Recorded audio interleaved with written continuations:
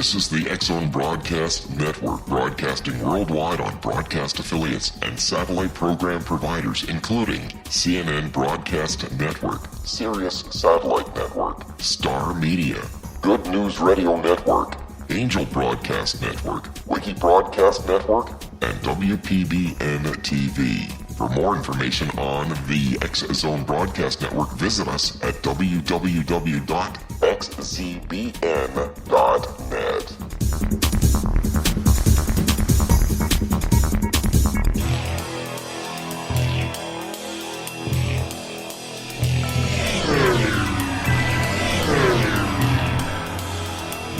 This is A Different Perspective with Kevin Randle. A retired U.S. Lieutenant Colonel, Kevin Randle has been studying UFOs for nearly 50 years. Kevin has investigated some of the most famous UFO cases in the world and has been consulted for dozens of documentaries about UFOs. Considered one of the leading experts into the Roswell UFO crash of 1947, Kevin has written more than 25 books about UFOs, including the recently published Roswell in the 21st Century. Now, here is the host of A Different Perspective, Kevin Randle.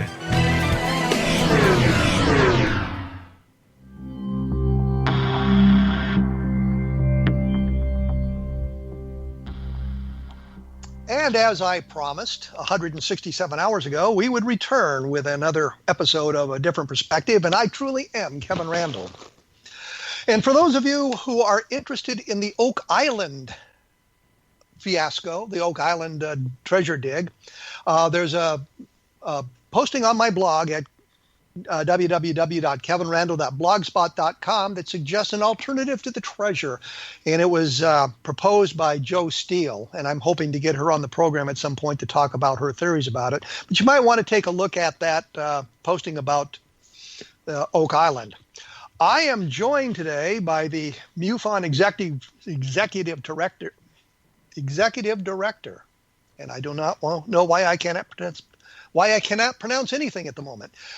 Jan Harzan, he's as I said, Executive Director of MUFON. He's been a member of that organization a very long time and has worked at administration of MUFON for many years. His interest in UFOs was inspired by his one sighting, and that not only sparked an interest in UFOs, but also his life work. Welcome, Jan. Hey, thank you, Kevin. It's great to be here on your show. Thank you for having me. Well, I'm delighted to have you. And since you brought it up in your bio that you had a UFO sighting, and we have 3.5 minutes before we have to take a break, tell me about your UFO sighting. Okay. Well, yeah, it happened in 1965. I was 10 years old at the time. And what happened was my brother and I had been studying this whole UFO phenomenon.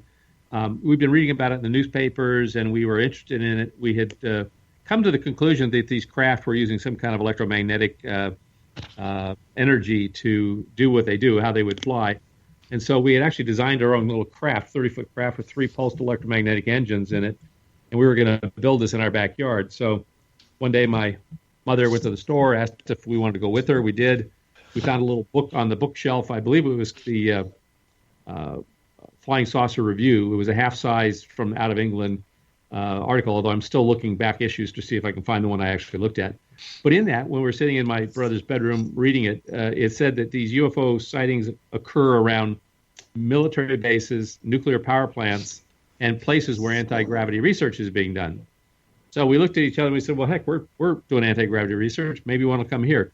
So literally within about 30 days after that, my brother came into my room about 6:30 in the morning and woke me up and said, there's somebody outside trying to break into my bedroom. I said, what do you mean there's someone trying to break into your bedroom? He said, well, there's somebody at the window and they're playing with the screen. And I said, well, did you look out to see who it was? He said, no, I didn't look out to see who it was. I said, well, let's go back and take a look. So I was at one end of the house. He was the other end of the house. We walked back to his room.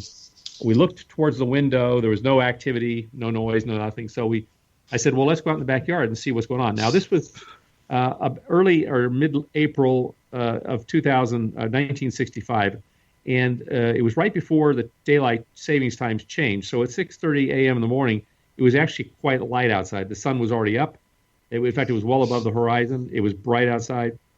So we went down the hallway. He actually saw something standing against the drapes. I won't talk about that right now. we went out into the garage. I noticed it was 6:30 in the morning on the clock on the wall, and we went out into the backyard. We walked to the end of the house, looked back, and there was nothing at the window. So at this point, I'm thinking to myself, well, he's just trying to pull one over on me, get me out of bed at 6:30 in the morning and pull a spoof on me.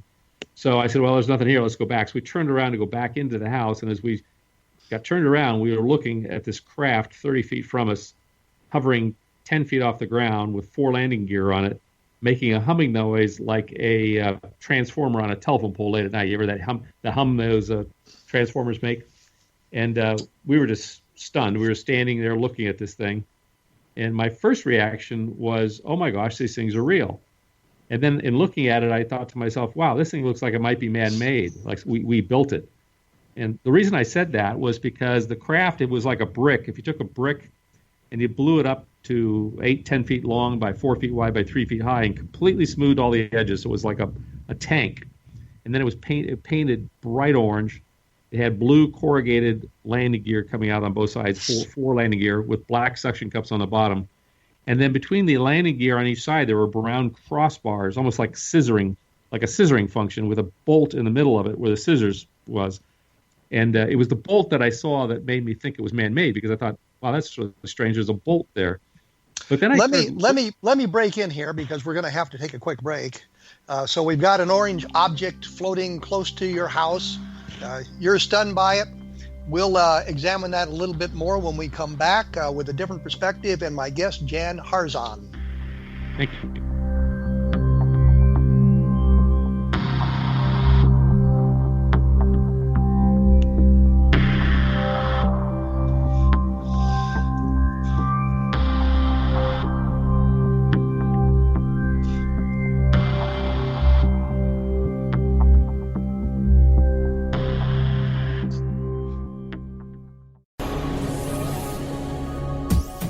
This is the X-Zone Broadcast Network, broadcasting worldwide on broadcast affiliates and satellite program providers, including CNN Broadcast Network, Sirius Satellite Network, Star Media, Good News Radio Network, Angel Broadcast Network, Wiki Broadcast Network, and WPBN TV. For more information on the X-Zone Broadcast Network, visit us at www.xzbn.net.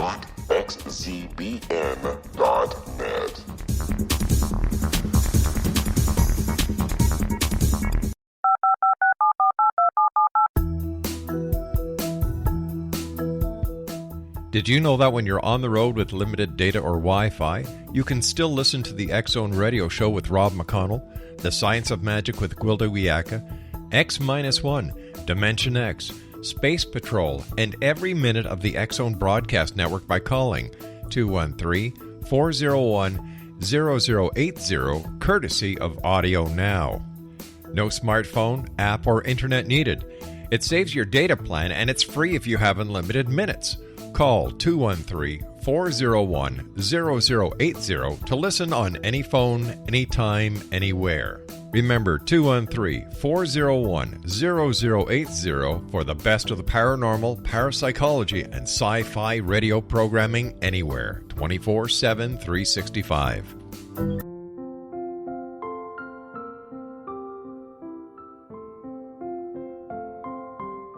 I am Dr. Carl O'Helvey, founder, president of a new cancer foundation focusing on evidence-based physical, mental, and spiritual interventions, including natural cancer cures, prayer, meditation, affirmations, nutrition, and other related holistic cancer prevention and cure modalities. These are used in cancer education, research, and financing care. I ask for your help to continue this important work by donating at www.holisticcancerfoundation.com.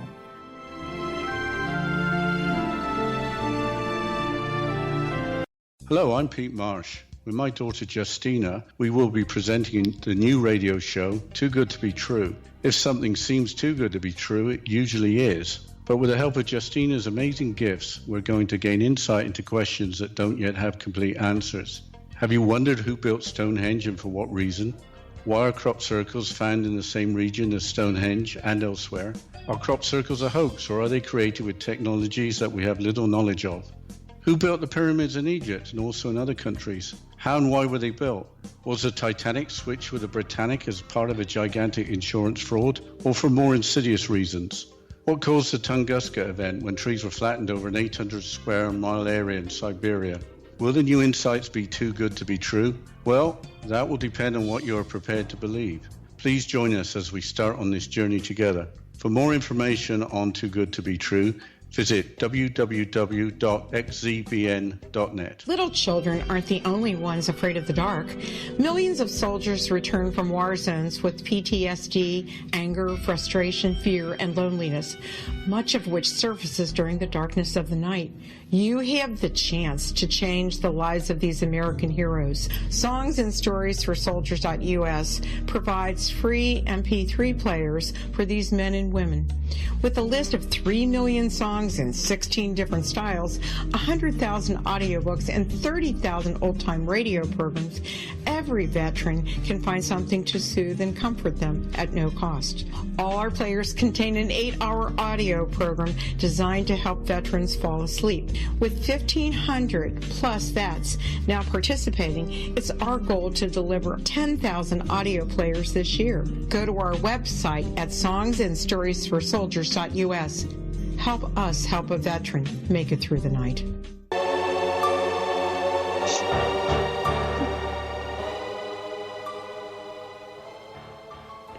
And as they always say on various programs throughout the free world, we're back. I'm joined by John Harzan, and we were talking about his UFO sighting, which doesn't sound too exciting given he's described it basically as a brick.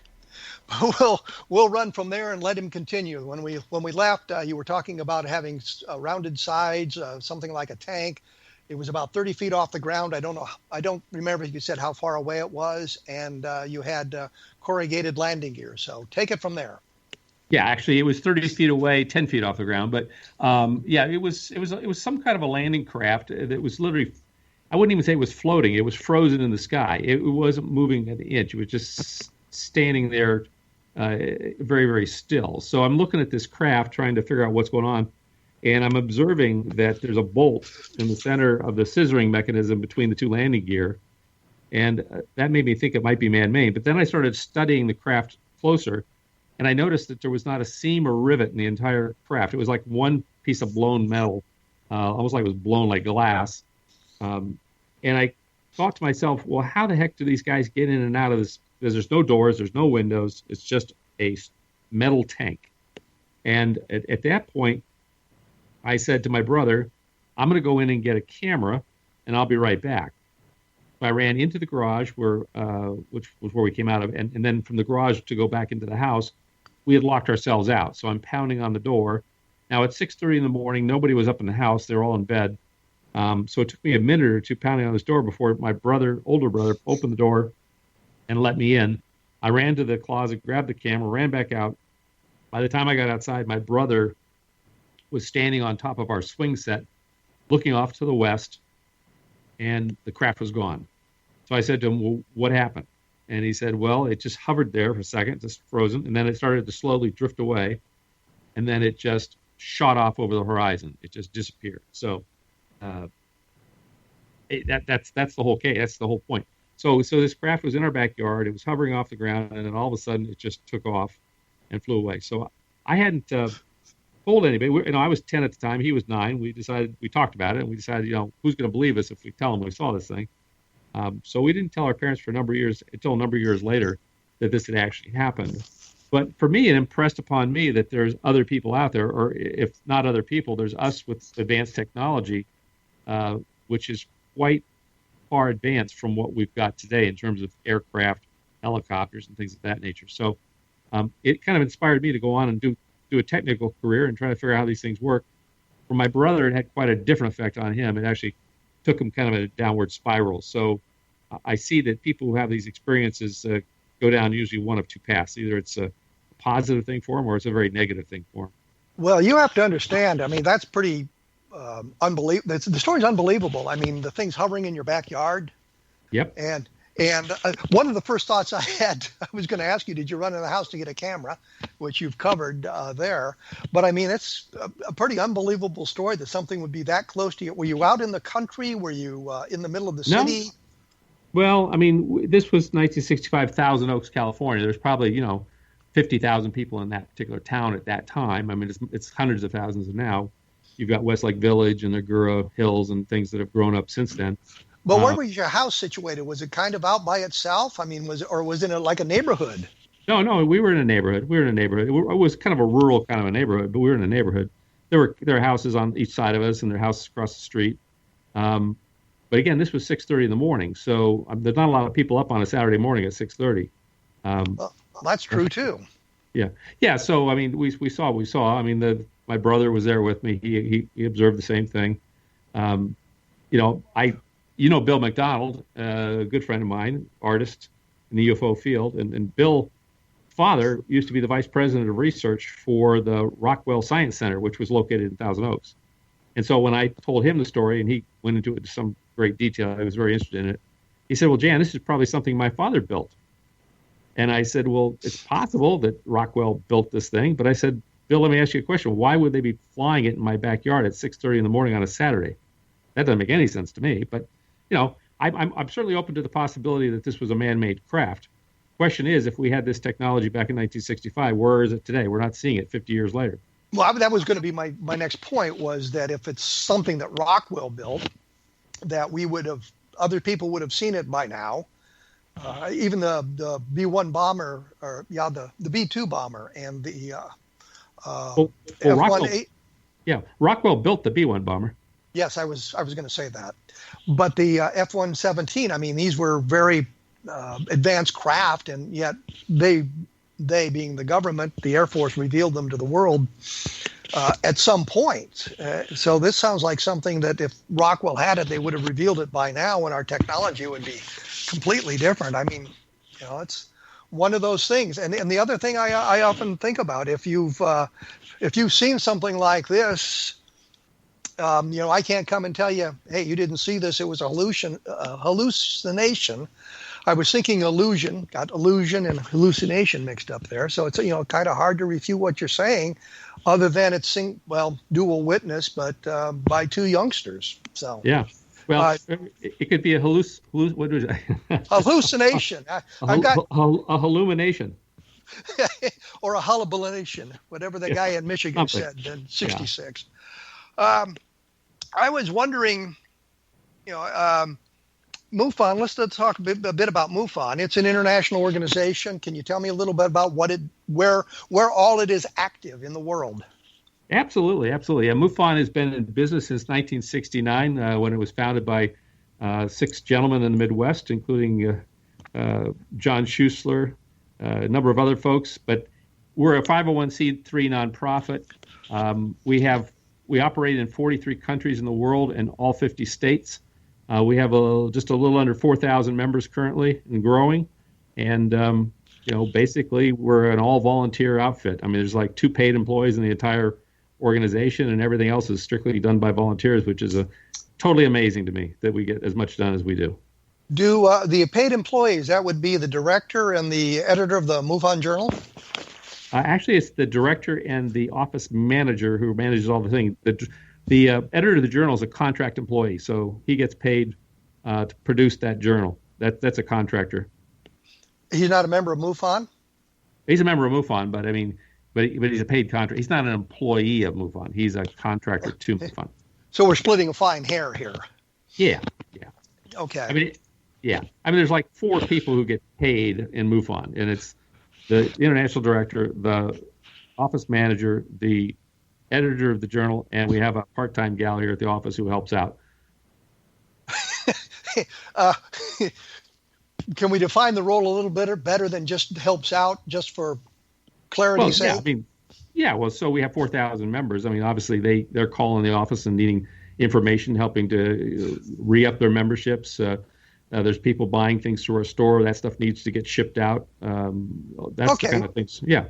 So she's kind of a secretary, Yeah, Girl assistant to Friday doc, type yeah. thing, assistant, yeah.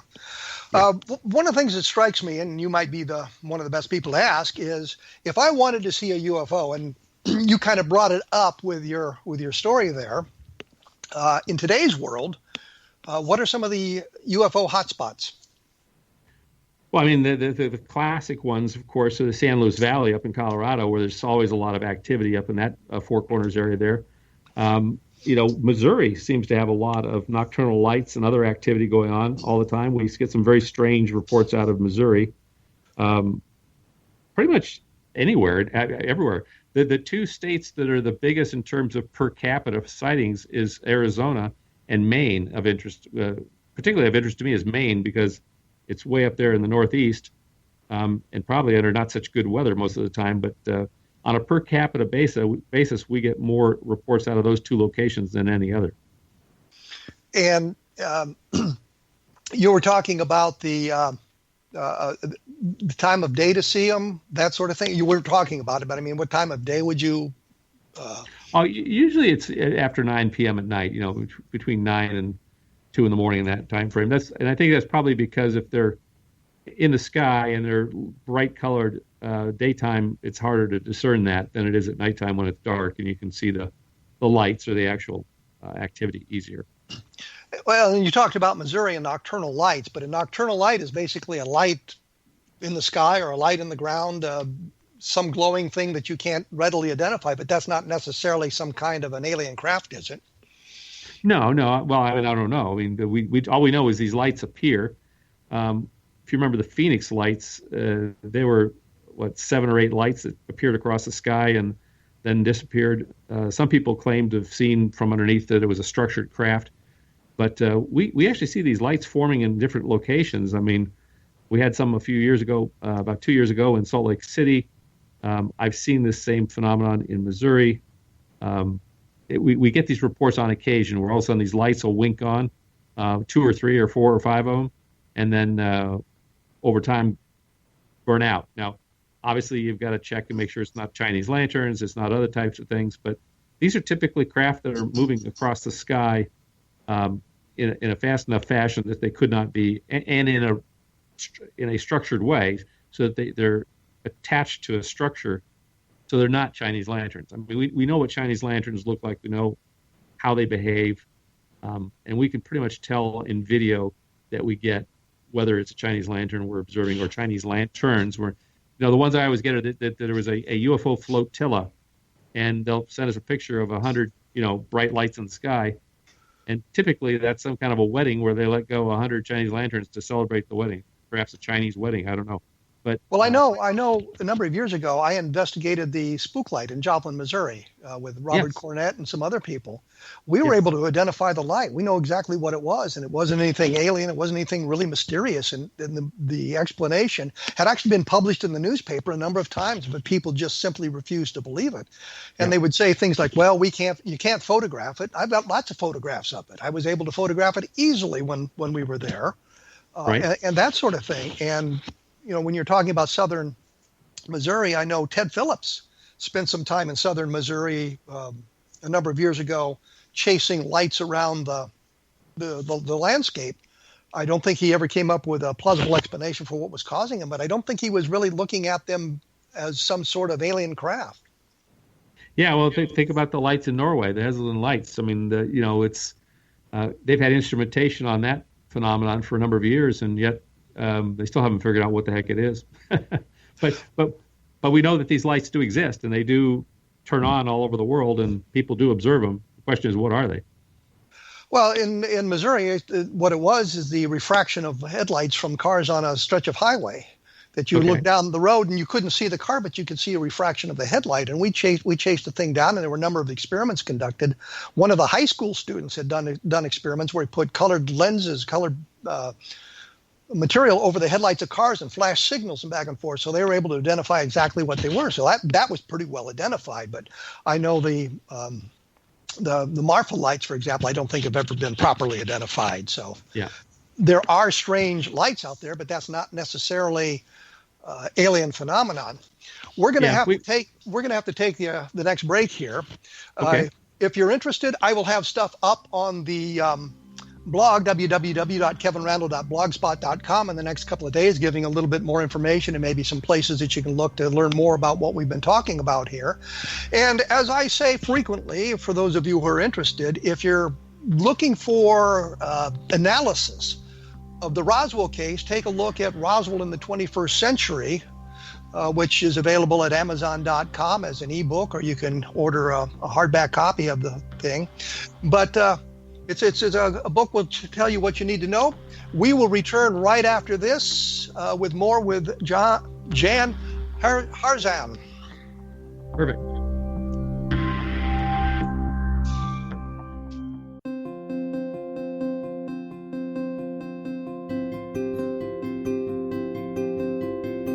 Dreams are our personal gateways into infinite wisdom. Don't miss shamanic counselor and indigenously trained dream decoder Sandra Corcoran's inspiring book, Shamanic Awakening Between the Dark and the Daylight. This remarkable work chronicles Sandra's 35 years of experience with diverse wisdom keepers and her initiations throughout the Americas and across the British Isles, Turkey, Greece, and Egypt. Sandy's knowledge of symbology, psychology, and myth influence her dream blog and workshops. Sandy offers private tarot readings, international journeys, a meditative CD, as well as her book, Shamanic Awakening, to encourage you as you navigate this earth walk, creating a deeper connection to yourself and all that is. Find this and more at Sandy's website, starwalkervisions.com.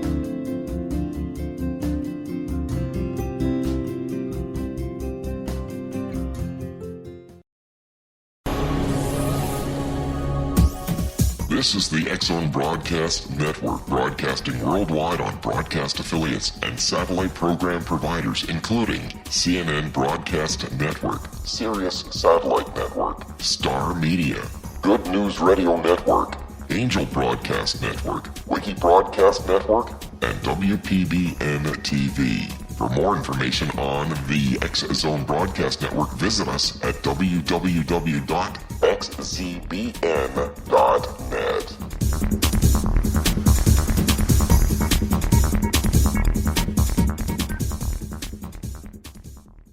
How would you like to be able to read other people's minds? Well, the next best thing is here. When you know how to read a person's name, you know how the person thinks, feels, and behaves.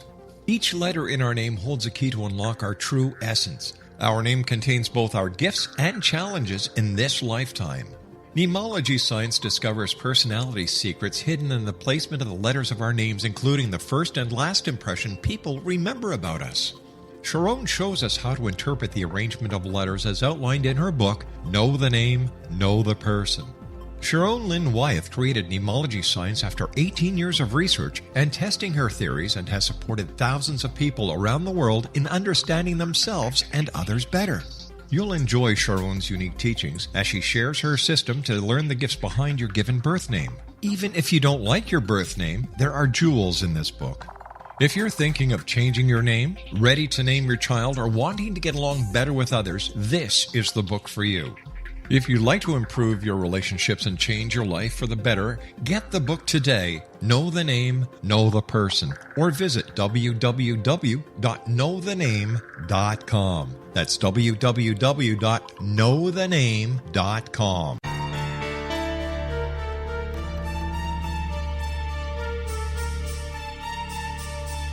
Hello, I'm Justina Marsh, and with my dad Pete, we are going to present a new show called Too Good to Be True. Together, we are aiming to discover more truths about this world and beyond. Do you have unanswered questions about the world? Do you ever wonder about aliens, conspiracy theories, or the universe?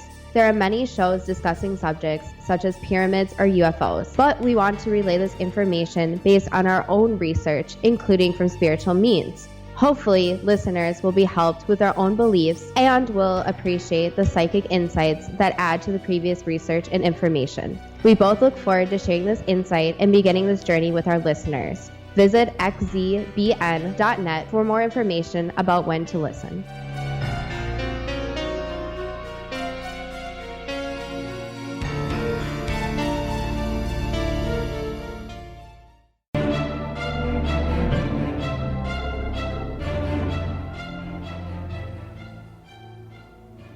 I I am joined by Jan Harzan, who is the Executive Director of MUFON. And for those of you who wish more information about MUFON, I guess the website, you can basically type MUFON into your search engine or MUFON.com, and it'll take you to the website. You can learn about the organization and that sort of thing. When we went away, we were talking a little bit about nocturnal lights, but I think we pretty well exhausted that topic, given that there's these sorts of sightings all over the place, and there's really no good explanation for some of them, and many of them are explainable, but nocturnal lights do not really mean structured craft. So how many of the sightings that you get reported in the course of a year where they're talking about real structured craft? And what do those craft look like? Well, so I don't know the exact percentage that are actually considered structured craft, but I would suppose it's about 60% of what we get on our database, just as a general rule. And some of the better cases. Let me break in and ask you, the 60% you're talking about, not 60% of the sightings, but 60% of those that are unidentified when you're done investigating. Would that be correct? Correct. That's correct. Okay. Yeah. But probably one of the most exciting cases we've had in probably over 30 years, in my opinion, was case number 74282, which was reported by a gentleman who was a defense contractor on a bear hunting trip up in Canada back in 2013. Now, he didn't report this to us until last year, but because he didn't quite frankly know where to go with it. But it was a 170-foot dumbbell, or I call it barbell-shaped craft with a ball at each end and a midsection, hovering about 400 feet away from them in the middle of nowhere, literally up northern Ontario, Canada, out in the forest. And it had a completely smooth surface to it, almost glass-like, with an AC arcing current all over the surface, going all over the surface. Now, he was able to capture this on his video camera, on his video camera. But when he first saw the craft and he tried to videotape it, the camera wouldn't turn on, and his cell phone was gone. It was not working either, so he couldn't get photos of it. As the craft moved about a quarter of a mile away, about 1,000 feet away from them, his camera, his Sony cam, came back on, and he was able to get it on videotape. Now, when they got back to the camera, they started playing the video back. The image of the craft was not on the video, but what was on the video was all of the electromagnetic signature of the craft. So he's been taking that and analyzing it and determined that this appears to be a craft that was using two counter-rotating super electromagnets in each end of the craft, spinning and then pulsing at 123 hertz between them. So whether this was our craft or some kind of a extraterrestrial craft, we don't know. He believes it was extraterrestrial, mainly for two reasons. One is because he works in the defense industry and he builds non-lethal weapons for the CIA and for the military.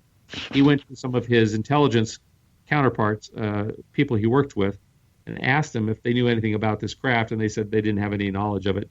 He asked his military contacts. They said they had no knowledge of it. He asked them if it was a problem for him to talk about it, and they said absolutely not. You can talk about it. But he believes it's extraterrestrial, not only for that reason, but also because the craft was completely smooth. Now, compare this to what I told you about my sighting in 1965. There were no seams or rivets in it. It was almost manufactured as a single piece of metal. Well, let me break in here because I wanted. I spent time in intelligence. I spent time in the military, and if you'd come to me and asked those questions, even if I'd known something about it, I'd have told you no. Right, but you might a classified project.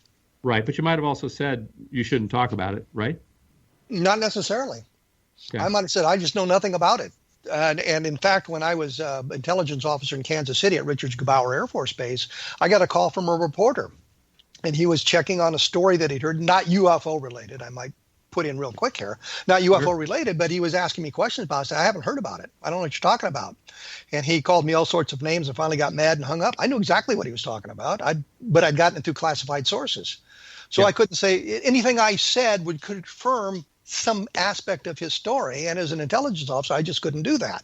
So the fact that he asked his intelligence buddies or friends or people he knew in the intelligence community, and they said they knew nothing about it, maybe that they did know something about it, but they, because of the source of their knowledge. They just couldn't admit to it in any way, shape, or form, in any way at all. And that's why the CIA is often saying, I can neither confirm nor deny what you're asking me. The easiest thing you do is just say, I don't know anything about that, and let it go at that. Well, let's say that it was our technology that was being tested, or Canada's. I don't know why we would be testing our technology in the middle of Canada, but perhaps we were. One of the things he did observe. Those Canadians are very smart people. Well, it's our 51st state, right? I am not going to comment on that. I will let that go. Anyhow, you were saying before I so rudely interrupted you. Well, I was saying that he observed the craft. He and his two buddies who were bear hunting with him go instantaneously, almost from a spot where it was out to a mountain range and then back. And based on the distance it went and the speed it went, he calculated the speed was several thousand miles per hour. I don't have the figure right in front of me right now, but it was like 15,000 miles an hour. It was a very fast speed. So, let me break in here because something popped into my brain, which is you said that he tried to videotape this thing on his cell phone, I guess. And I'm not complaining about cell phone cameras because some of them are really spectacular, but you said nothing. There was no image on the cell phone once he went back to review the video. Well, his phone wouldn't work. It had been shut off. So had his camera, but his camera came back on. So the video was captured actually on a Sony video cam. And yes, this is all on our website. You can check it out and look at the videotape. But all that was left on it, there was no image. There was only the pulses of the electromagnetic radiation coming off the craft. And so he could see the peaks and the valleys of this thing as it was oscillating across the screen. And he's an audio engineer. That's what he does for part of what he does for the military and the intelligence community. So he has analyzed that and determined the frequency and everything else that this thing was working at. And based on the information he's getting, he thinks they can figure out how to back engineer the actual craft. But the real point is he doesn't have any really good evidence that there was a craft in the sky. Well, I mean, you've got the videotape before the craft showed up, and you've got the videotape after the craft showed up, and there's a marked difference in what was showing up on the video camera in terms of these pulsed waves. In other words, beforehand, the waveform was different. When the craft showed up, the waveform started jumping up and down and oscillating at a specific frequency. So yes, there is physical evidence that there was something in the vicinity of this camera. But not necessarily the object he described. Well, there are 3 witnesses who saw the exact same object, so I guess we could call all liars. No, I'm not saying that they're liars or anything like that. I'm merely saying that when you get down to these sorts of things, you've got 3 guys who are together. They see a craft, they attempt to videotape it, but when we're done, all we have basically is some electromagnetic problems with the video from the video camera and 3 guys that saw an object. We don't have good photographs of it. We don't have other evidence to go with it. So we have an interesting case, but we really don't have the kind of evidence that would be extraordinary. Yeah. So Kevin, let me ask you, what's your feeling? There are no such thing as flying saucers from someplace else? Didn't say that. Merely asking questions to make sure that we understand exactly what we're talking about here. Yeah. Because I think it's important that we understand these sorts of things. And oftentimes when we get into these discussions, people are saying, well, here's evidence. And when you push them for evidence, you find out that, well, there's something I can't talk about, or there's something that is hidden by somebody else or the government, or people won't name names. They can't name names. We don't have names to verify that sort of thing. And I think that if we're going to investigate UFOs, we have to look at all of that sort of thing. And all I'm asking here is to clarify that we have videotape. There is some distortion to the videotape, but the object that is described isn't on the videotape. Well, it's not distortion. It's actually waveforms that are very pronounced and very regular. So there's something putting off an electromagnetic signature from whatever it was that they saw that put these waveforms on that tape. Now, he's working with some scientists from Germany to see if they can phase shift those waveforms back to the point where an actual image will show up. And that would be very exciting if we could make that happen. Well, and that's the kind of thing I'm talking about. You're going through the steps to attempt to find out what is on the tape or on the video. So Correct.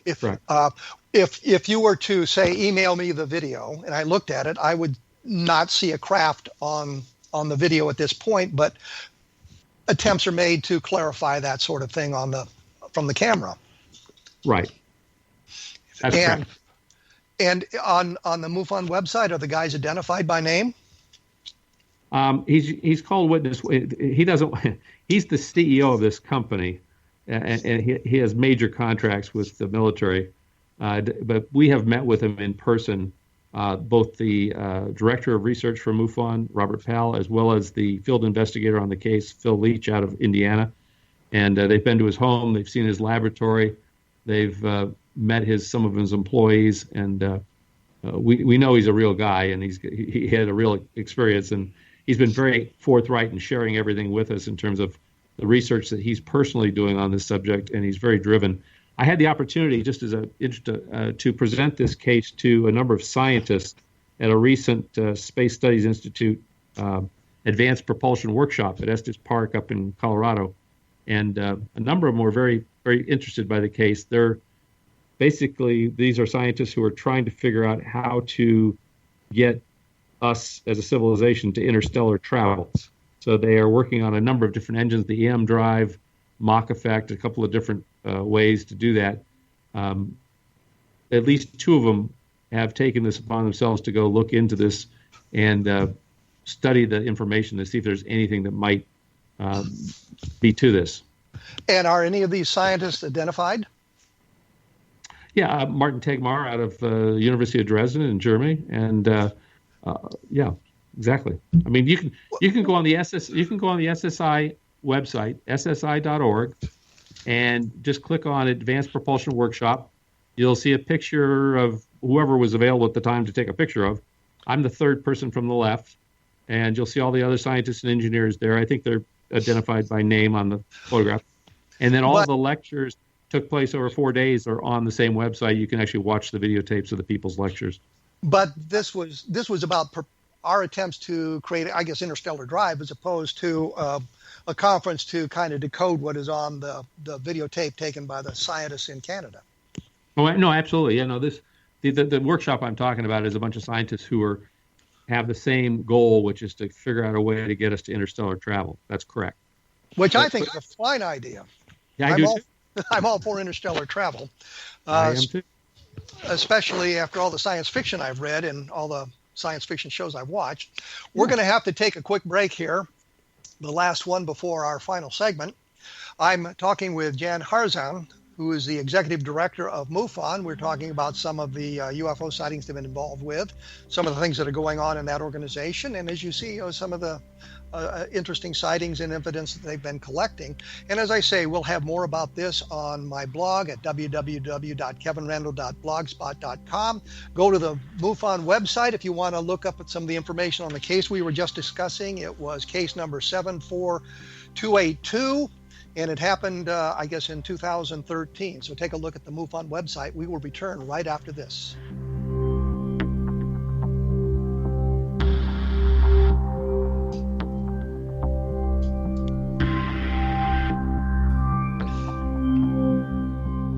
Hi everyone, Rob McConnell here, and I wanted to spend a moment on internet streaming. Everybody has heard about internet streaming, but not many know much about it. Did you know the internet streams just about everything? Movies. From new releases to old classics. TV shows. Almost every show, every episode, and much more. But the question has always been, how do you do it? Well now, thanks to the folks at 123 Ready TV, I have the answer for you. They have developed a simple program app, 123 Ready TV, that you install on your Windows PC, Android smartphone, or Android tablet that can have you streaming like a pro in less than 5 minutes. You truly won't believe how much is available or how easy it is to do until you try. And for a one-time cost of only $19.99, this product is a real winner. To learn more about 123 Ready TV, visit our website at www.xzbn.net.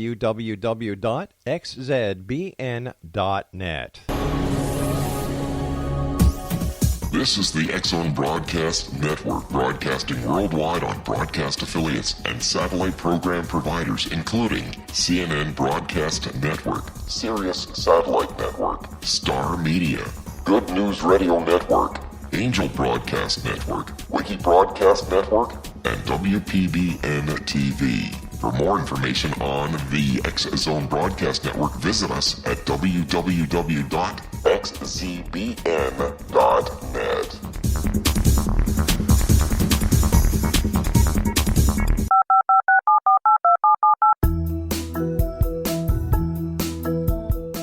Did you know that when you're on the road with limited data or Wi-Fi, you can still listen to the X-Zone Radio Show with Rob McConnell, The Science of Magic with Gwilda Wiyaka, X-1, Dimension X, Space Patrol, and every minute of the X-Zone Broadcast Network by calling 213-401-0080, courtesy of Audio Now. No smartphone, app, or internet needed. It saves your data plan, and it's free if you have unlimited minutes. Call 213-401-0080 to listen on any phone, anytime, anywhere. Remember 213-401-0080 for the best of the paranormal, parapsychology, and sci-fi radio programming anywhere, 24/7, 365.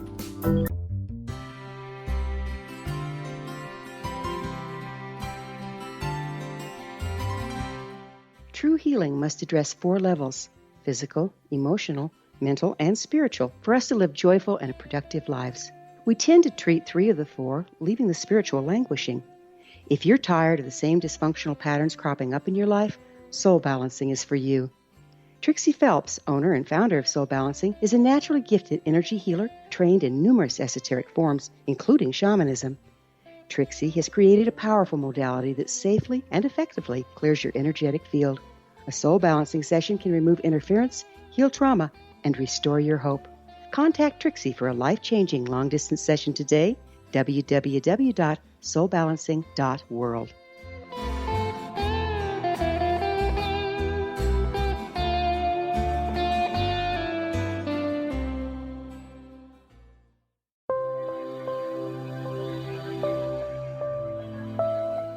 There's a legend shared by many indigenous cultures of a time when the nations were cast to the 4 corners of the world. Each nation was given a body of sacred knowledge that held a different portion of the truth to preserve. True reality could not be known until all the nations reunited, combining the information. If a single one was missing, the world could not be reborn and darkness would prevail. The Science of Magic Radio is dedicated to reuniting the sacred knowledge. With the understanding, none of us has all the answers, but together we can open new perceptions and possibilities. Through our combined vision, the world can be reborn into a place where darkness no longer prevails. Join me, Gwilda Wiyaka, and the Science of Magic daily on the X-Zone Broadcast Network, xzbn.net, or visit us at thescienceofmagic.net.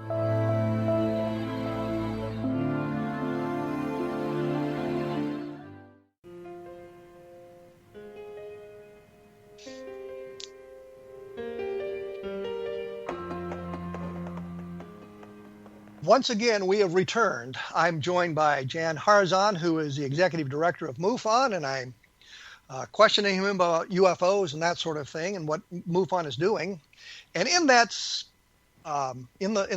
light, MUFON was involved with a program called Hangar 1, which I think didn't get a lot of critical reviews.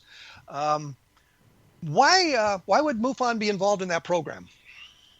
Okay, well, for 2 reasons. One is that we were approached by a production company, going back 5 years ago now. Actually, we were approached by like 5 different production companies to put a show on with using MUFON data and stuff from our files. We ended up selecting one, which ended up selling the show to History Channel. And the goal of the whole show was really twofold. One was to educate the public on the fact that UFOs are real, that they're still happening today. I can't tell you how many people stop me and ask me, oh, gee, UFOs, I haven't heard anything lately. Is there anything even going on remotely? Well, we get 500 to 1,000 cases a month reported to us. Now, not all of those are spacecraft from Zeta Reticuli, but there is activity current. And so we wanted to make that the public aware of the fact that these things are real. They're structured devices operating in and around our planet. And for that, we were, I think, highly successful in getting that word out. The second is that most people don't know what MUFON is. MUFON sounds like something a cow is doing, like move on. So we wanted to kind of get the brand name more recognizable among people who might have had an experience that they wanted to report. And during the time the show was on the air, we tripled the number of sighting reports coming to us from the 500 to 1,000. We went up to over 1,500 sighting reports each month. A lot of those were historical from people sharing stuff from the past. The show at its peak had about 1.5 million viewers. So we were definitely hitting a lot of the public on this from this using the show. And then the other thing was our membership grew by 50%, which was a huge benefit to MUFON to have the additional members. So but what about some of the content? Some of the content was a little bit shaky. Well, the season 1 was underway before I even actually came on board. So what we did in the season 2 was we brought the show back to just strictly out of our files, and we put a review team around it. But the thing you have to understand, Kevin, about TV shows, television is not a documentary medium. Film is a documentary medium. Television is about giving people snippets of information. So if there's one critique I'd have for the show was we tried to take a theme and then we put too many segments to it. So we'd say, okay, we're going to do underwater UFOs, and then we would have 6 or 7 cases we cover. Well, in a 45-minute, which is what you get for an hour because you got to throw in all the commercials, 45-minute segment, you're only doing 5 minutes or 6 minutes on each sighting. So you can't do detailed documentary level information on it. And I think that was the one critique we had from those who were real hardcore UFO researchers was they wanted more meat to it. They wanted more depth. The general public loved the show. I mean, I would say far and away people thought it was wonderful. I can still get accolades today on it. Well, I guess what I'm kind of suggesting here is that I look at it from the point of a researcher, of course, right. that some of the information was a little bit shaky, I guess is the best word to put it. And I just kind of wondered about that. And it opened with the big, the hangar with all the files in it. Does that place really exist? Yeah, that's funny. When the show first, Clifford Clift, who was the executive director back in the 2008 to 2011 timeframe, actually was the one who got first approached by these production companies. And by the time we got one selected and they got a show sold, which took several years, it was David McDonald, who was then the international director, and his offices were in Cincinnati, Ohio, at the Lunken Airport. And he used to store all of the files for MUFON in his hangar. When the film crew came out to meet with David, go to MUFON headquarters, which at the time was in Lunken Airport in Cincinnati, they asked him, Dave, so where are all the MUFON files? He said, well, they're over there. And he pointed across the field over there in Hangar 1. He said, oh, boy, that'd make a great name for the show. So it's a real place, and it's really where the files are stored, and it's what they named the show out. But they've moved the files from there since that time? Yeah, well, when I took over in 2013 or 14, I mean, we moved most of the files. There are still files stored in there, but they're older. They're not the sighting reporting files.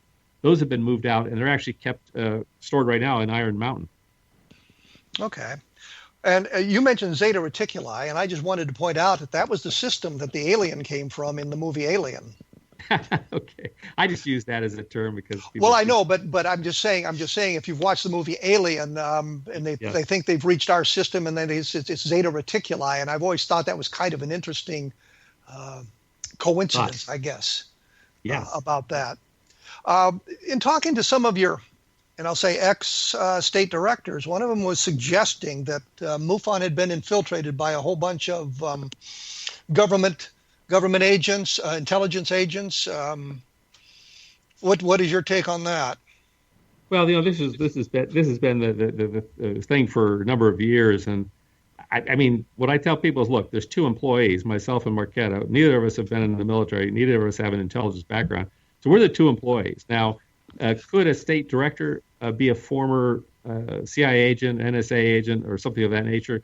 We volunteers are volunteers. They can do everything they want. No, you're missing the point here. His suggestion was, going in California at one point, we were going to be on a TV program. I say we, it was Russ Estes, Carl Flock, and me. We're riding in the same car to the TV store to talk about UFOs, TV studio.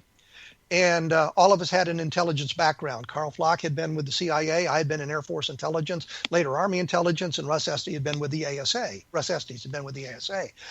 That doesn't mean we've infiltrated the organization. And what the suggestion was, the organization had been infiltrated by government agents or intelligence agents to report on its activities.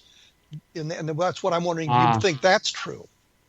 Well, I have no idea. I mean, to me, and this was an argument I had with a former executive director when I was on the board, was, to me, if the CIA wants access to look at WikiLeaks. I mean, if they can get Hillary Clinton's deleted emails and publish them publicly, I think it's possible for anybody to get anything on the internet and have it. So I don't know what the infiltration thing would be about, because honestly, when reports come into us, we just put them right back out to the public. Our case management system that people report a UFO sighting on, as soon as that stuff comes in and they hit the submit button, it is published to the world. I think the suggestion was that for some reason the intelligence community has a great deal of interest in UFOs. I think so. Yeah. And one of the ways they were gathering the information was infiltrating the organization. And I just wondered what your thoughts were on that, because I find it a little bit hard to believe that the intelligence agencies would need to do that, I guess is what I'm saying. Well, because I would have to, as you pointed out, WikiLeaks and everything else is available. Yeah, well, that's my point. Is I think, why would they waste their time? First off, they probably have better collection mechanisms than we do. They have the satellites. They're watching this whole planet every moment of the day. They don't need us telling them what mom and pop over or some airline pilot reported over, California. I mean, they know before we know. In my opinion, that's my personal opinion. Is they don't need our information to go do what they do. They might be interested in what we know. For purposes of are we aware of these things? But for what purpose? I mean, I think it's gathering information. I was going to say, it just looks at me to me as if you're infiltrating such an organization, you're going to get a redundancy of the information, and as you say, you publish everything you have. So, guys subscribing to the MUFON Journal or looking at the website, are a lot of your files on computers online type thing for membership to look at? So yeah, exactly. Yeah. So there's really no point in it.